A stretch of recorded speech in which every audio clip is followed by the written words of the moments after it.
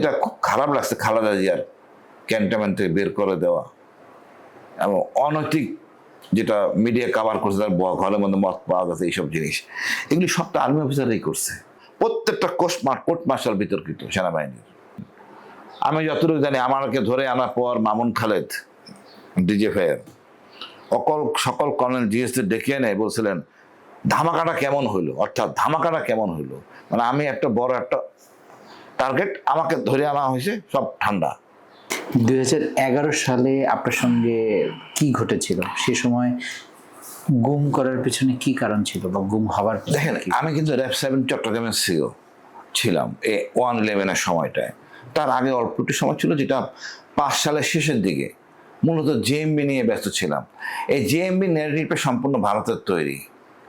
আপনারা তো হয়তো বলবেন যে না, শায়েখ আব্দুর রহমান দুলু ভাই বিএনপির তৈরি। হ্যাঁ, ইনারা ইনিশিয়ালি সরবরাহ দমন করার জন্য জেএমবিকে স্পন্সর করে।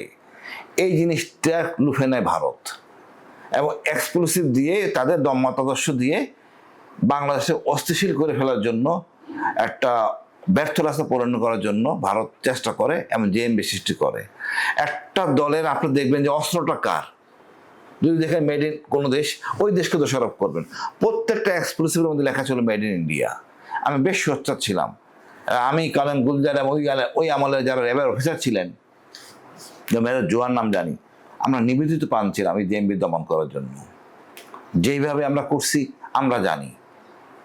সুতরাং ভারত এই জায়গায় থেকে আসার পর যখন 1/11 আসলো, এই মইনুল আহমেদ সরকার না বুঝে রাজনীতির প্রেক্ষাপটে 1/11 আসলে কি এখান থেকে কেমনে দায় মুক্তি পাবে, এই জন্য ভারতের কোলে উঠে বসেন প্রণব মুখার্জির কোলে। প্রণব মুখার্জি তখন গ্যারান্টি দেন যে আওয়ামী লীগ আসবেন। তো আমরা যারা মিলিটারি অফিসার ওই আমলের র্যাবের, এদেরকে হয় মারতে হবে না বের করে দিতে হবে। আর আমি যেহেতু ব্যক্তিগতভাবে পার্বত্য চট্টগ্রামে অনেক দিন ধরে চাকরি আমার ছিল, আর আমি নিজে মনে করি আমার শত্রু আমার বন্ধু।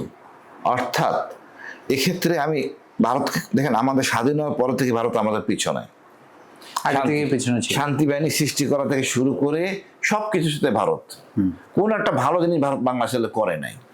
এখানে আসলে ছাড় দিয়ে কথা বলা কিছু নাই। আমি যেভাবে রোহিঙ্গাদের ভালোবাসি, সেভাবে আমি কাশ্মীরের মুজাহিদদের ভালোবাসি, একইভাবে ফিলিস্তিনের মুসলমানদেরকে আমি ভালোবাসি এই ধর্মীয় মূল্যবোধ থেকে।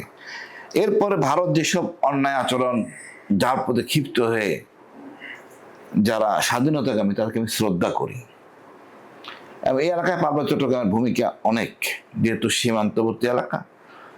আমাদের পার্বত্য চট্টগ্রামে আমাদের যারা বিপদগামী, তারা আমাদের খুব একটা সাহায্য করতে চায় না, এড়িয়ে চলে। তবে আমাদের সুযোগ হয়েছে, এটা আপন করে নিয়ে আমরা করতেছি। তারপরও থাকে ভারত সেখানে এসে সমস্যা সৃষ্টি করে। ইতিহাস জানলে এটা অনেক বড় ইতিহাস। তো ওরা চাচ্ছিল আমাকে তাদের ফ্লোরে নেওয়ার জন্য ভারত, কিন্তু আমি এটা বহুবার অ্যাপ্রোচ করা হয়, বহু দিক দিয়ে অ্যাপ্রোচ করা হয়, ব্ল্যাকমেল করা হয়, আমি কিন্তু কোনোটাই রাজি হইনি।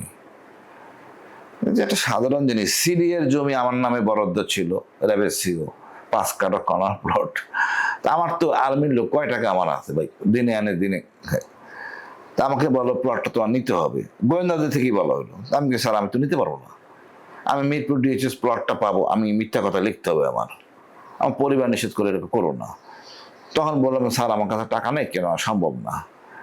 তখন বললো অসুবিধা নাই, তুমি জমিটা বিক্রি করে দাও, বৈধভাবে 30 লাখ টাকা তো পাবা। আমি বললাম স্যার এটা বৈধ কি অবৈধ একটু অপেক্ষা চিন্তা করতে হবে। তখন বললো জেনারেল হারুন সেনাপ্রধান মারা গেছেন, বেহেস্তানসিব করে আল্লাহ, উনি নিয়েছেন। যে ভদ্রলোক আমাকে রিকোয়েস্ট করতেছেন উনিও নিয়েছেন, অনেক অফিসার নিয়েছেন। 1/11-এর সময় বুঝেন, আমার পরিবার বলছেন না এটা করো না, বা তুমি যেটা পাবা তো মিথ্যা কথা লিখতে হবে। টুকটাক মিথ্যা কথা আপনি মুখে বলতে পারেন, লিখিতভাবে বলা যায় না। আর অর্থের ব্যাপার দেখেন, ওইটা আমি করলে আমি ধরা পড়ে দিতাম মানি ট্র্যাপে।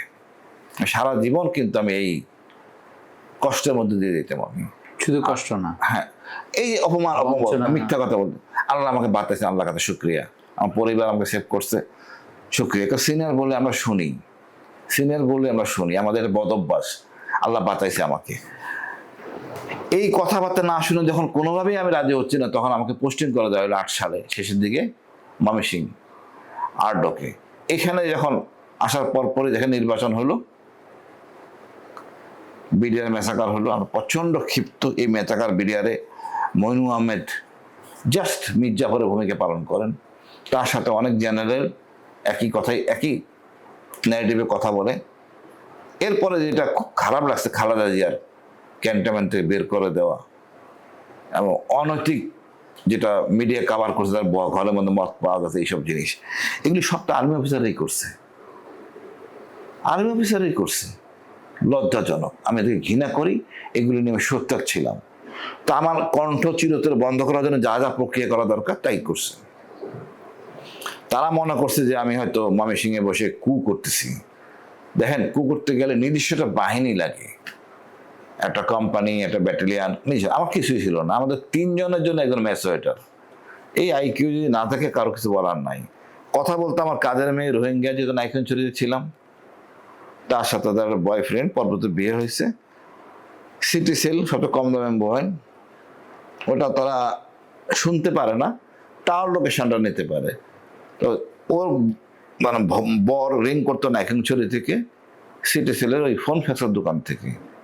তো রোহিঙ্গারা মূলত ফোন ফ্যাক্সের দোকান থেকে কোথায় কথা বলে, এই জ্ঞান তো থাকতে হবে আপনার। এরা রোহিঙ্গাদের আইয়ুব খান সেটেল করছে মক্কায়, কুয়ালালামপুর, করাচি। তোর ওইখানেই কথা বলে। তো গোয়েন্দা, বিশেষ করে জিয়াউল হাসান দেখছেন যে, কারণ হাসিনা ময়মনসিংহ থেকে কথা বলেন নাইখানছড়ি থেকে কুয়ালালামপুর, করাচি, মক্কা, তো কিছু একটা করতে যাচ্ছে। এই একটা মিথ্যা জিনিসটা ইস্টাবলিশ করার চেষ্টা করে। তারপরে আমাকে মেরে ফেলার জন্যই গুম করে, কিন্তু ব্যাটে বলে মিলে নাই। আমি যত অপরাধী করি, হাজার অপরাধ করি, আপনাকে গুম করতে পারবেন না। সেনাবাহিনীর প্রচলিত নিয়ম আছে, অর্থাৎ ব্রিটিশ আইন, কঠিন আইন, সেই আইনে আপনাকে অ্যারেস্ট করতে হবে। উনি আমাকে গুম করেন। 43 জিনিস আমাকে ফ্লোরে ফেলে রাখেন, চোখ বাঁধা, হ্যান্ডকাপ লাগানো, মাটিতে। আমি সেনাবাহিনী একজন বীর প্রতীক, বিপিএম, রাইফেল পদক, 3 বাহিনীতে আমি সেরা পদক, আমার সর্বাধিক সংখ্যক অ্যাচিভমেন্ট আমার। তা আমি আমার বন্ধুরা জন্য আতঙ্ক। আমার একটা কথা, আমার একটা চিন্তা চেতনা আমার জুনিয়র অনুসরণ করে, পজিটিভিটি অনুসরণ করে। আমার কোনো স্পিড, কোনো কথার মধ্যে কোনো ভুয়া জিনিস নাই, কোনো অনৈতিক কিছু নাই, বা কোনো সুবিধার কিছু নাই, থাকে না। দেখবেন আমি কথা বলি, কিন্তু ব্যক্তিগত স্বার্থের কথা বলি না। তো তারা চাইছে আমাকে মারার জন্য, কিন্তু বলে বেটে মিলে নাই। আমার কাজের মেয়ে আমি গুম হওয়ার 2 দিন আগে বাড়ি চলে যায় ওই মোবাইলটা নিয়ে। ওরা দেখতেছে যে মোবাইলটা ময়মনসিংহ ছিল, এটা এখন তো নাইখানছড়ি। আমার বউ ময়মনসিংহ ছিল না, ঢাকা চলে আসে শ্বশুর বাড়ি। এখন বুঝতে পারতাম না অবস্থাটা কি দাঁড়ায়, সিদ্ধান্তহীনতা। তখন আমাকে মনে করেন ওই আপনার অন্যান্য আনুষঙ্গিক জিনিস, রোহিঙ্গা, 7 সিটার, এগুলো দিয়ে আমাকে জেলখানায় পাঠায়, কোনো রকম আইনি সহায়তা না দিয়ে। এগুলি নিয়েও পরবর্তীতে আমি আদালতে যাব, যে সেনাবাহিনী কোর্ট মার্শাল করবেন, তার একটা নিয়ম কানুন আছে, এটা সংস্কার দরকার আছে। আমাদের জ্যাক ব্রাঞ্চ সেনাবাহিনীতে ঢুকে তাদের মাথা মুন্ডু কি বই খাতা পড়লে তো হবে না। আমাদের দায়রা জজ দিলে আজকে সমস্যাগুলো হতো না। প্রত্যেকটা কোর্ট মার্শাল বিতর্কিত সেনাবাহিনীর। আমি আবারও বলতেছি, সেনাবাহিনীর কোর্ট মার্শাল প্রত্যেকটা বিতর্কিত। অসংখ্য অফিসারকে কোর্ট মার্শাল করা হয়েছে, যেগুলো নিয়ে এখন কাজ হচ্ছে, কোনো ডকুমেন্ট নাই। আপনি আইনের বাইরে কোনো কাজ করতে পারেন না। একজন মেয়ে লোক কাউকে রিং দিল, মনে করেন তাকে বাড়ি পাঠায় ফেলে, আমার সাথে অনৈতিক সম্পর্ক, প্রমাণ করতে হবে। নারী সংক্রান্ত কেস সরাসরি সিভিল কোর্ট, আপনার দরকার নাই। আপনি তারা জেলে পাঠিয়ে দিলেন, দেয় না। এত কিছু করার ক্ষমতা আপনাকে দেয় নাই। আইনের মধ্যে থাকতে হবে, দরকার আইন সংস্কার করেন। মূলত ভারতের প্রচেষ্টায় এবং কণ্ঠ রোধ করলে, মনে করেন আমি যতটুকু জানি, আমাকে ধরে আনার পর মামুন খালেদ ডিজিএফআইয়ের সকল কর্নেল জিএসদের ডেকে এনে বলছিলেন ধামাকাটা কেমন হইলো, অর্থাৎ ধামাকাটা কেমন হইলো, মানে আমি একটা বড় একটা টার্গেট, আমাকে ধরে আনা হয়েছে, সব ঠান্ডা।